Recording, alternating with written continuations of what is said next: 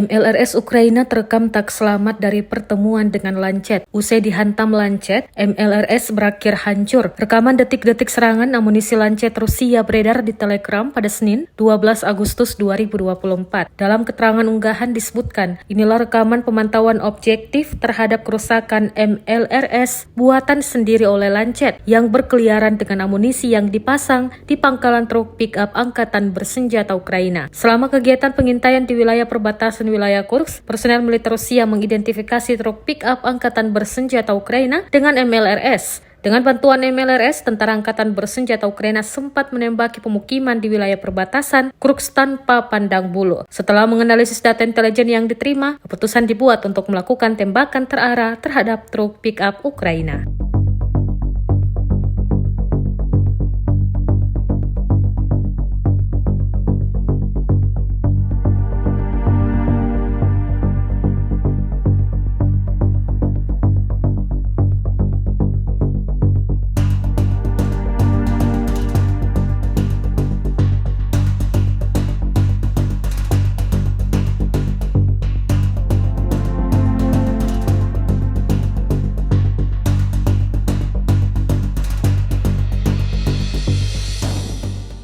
Download Tribun X sekarang, menghadirkan lokal menjadi Indonesia.